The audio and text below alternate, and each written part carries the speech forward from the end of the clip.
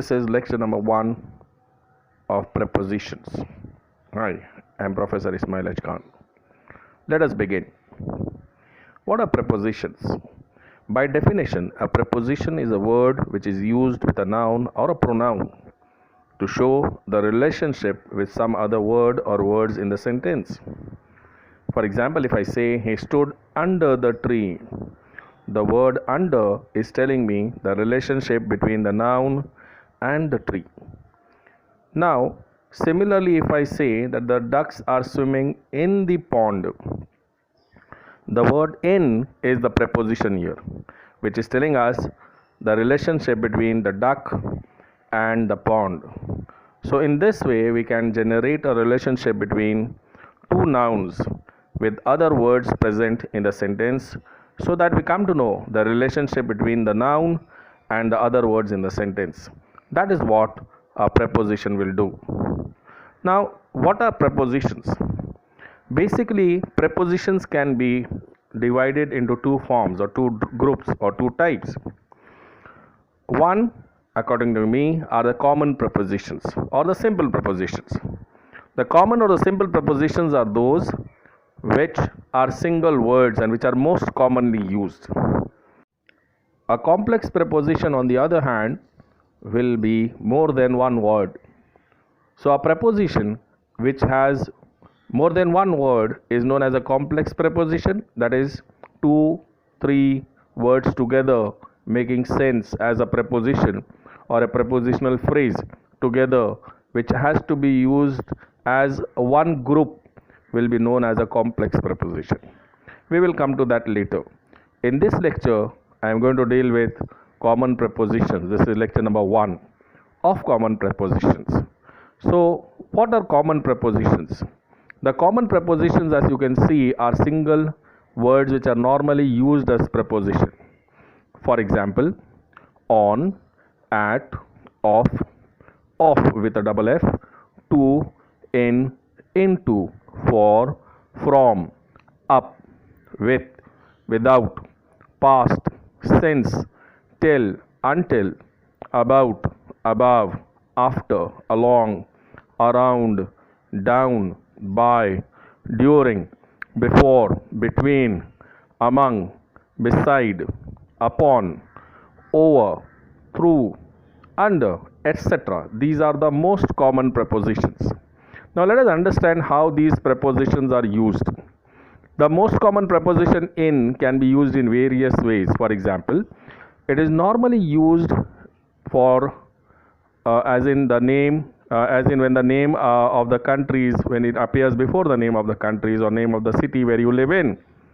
For example, if I say Tina has settled in Canada, so it is coming before the name of a country. If I say my uncle stays in Mumbai, so here it is talking about a place, a city where you live in, and the ducks are in the pond. So here it is used as a preposition for place. It can also be used as a preposition of time. For example, in the morning, in the evening. For example, he goes to office in the morning. So here in is used as a preposition of time. Or the sun rises the sun sets in the evening. So here in is used as a preposition of time. Similarly, in and into can be used for different ways. In generates a feeling that a particular thing is at rest in a particular place, inside a particular place. For example, if I say he is sitting in the classroom, so I can easily come to know that the person whom we are talking about is sitting inside the vicinity, inside the area of the classroom. But if I say he is going into the classroom, so into here denotes towards. So that is the basic difference between in and into. Let us take second example. When I say his son is swimming in the pond, his son is swimming in the pond. So we can say that his son is inside the pond.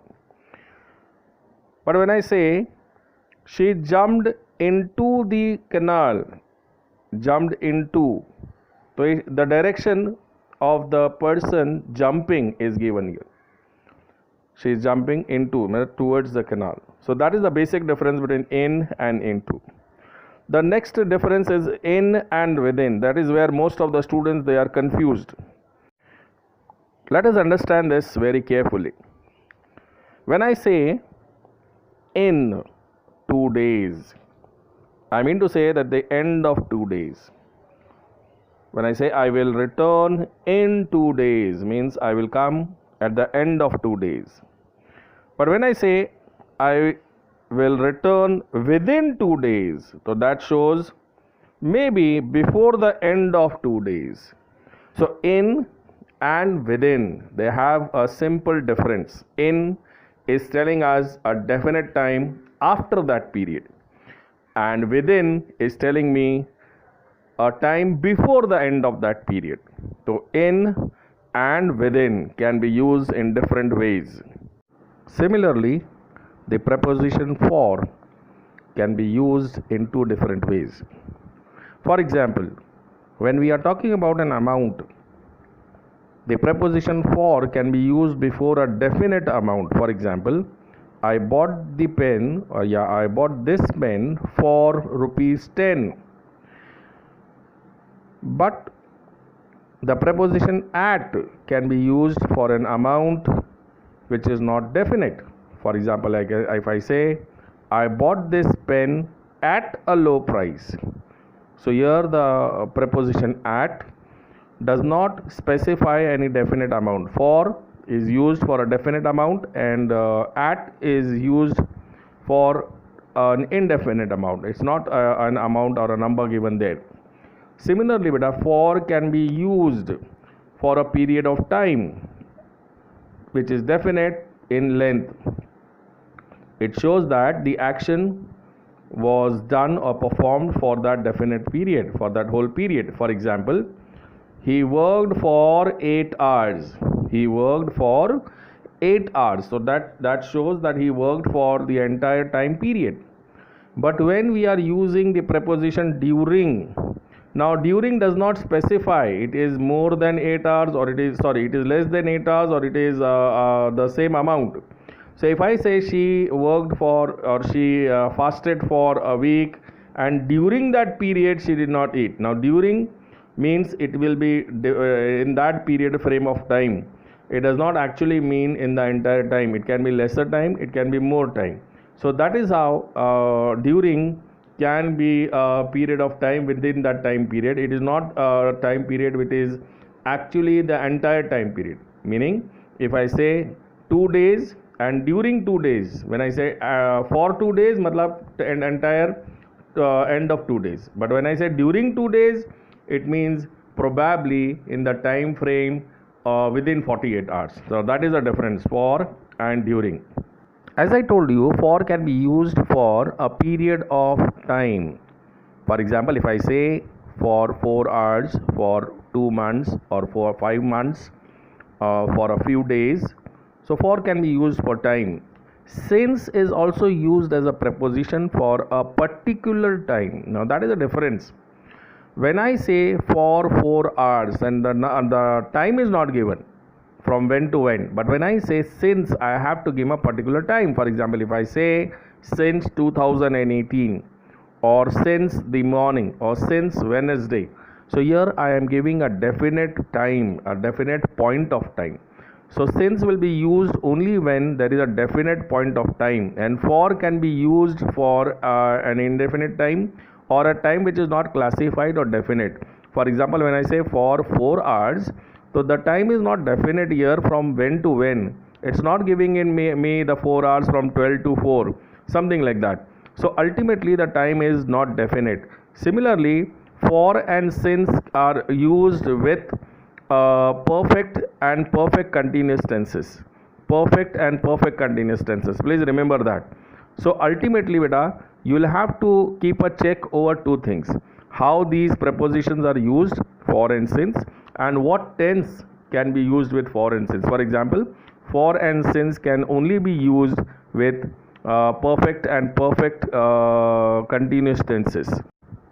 On the contrary, when we are having a preposition like from, now from can be used as a preposition of time which is inclusive of two different time periods. For example, in this example, she was working from morning till evening. Now from morning to evening, or from evening to morning, we are specifying two different time periods. From can also be used as a preposition to tell us the place. For example, he comes from Bombay. So when I say he comes from can also can tell us about a definite place.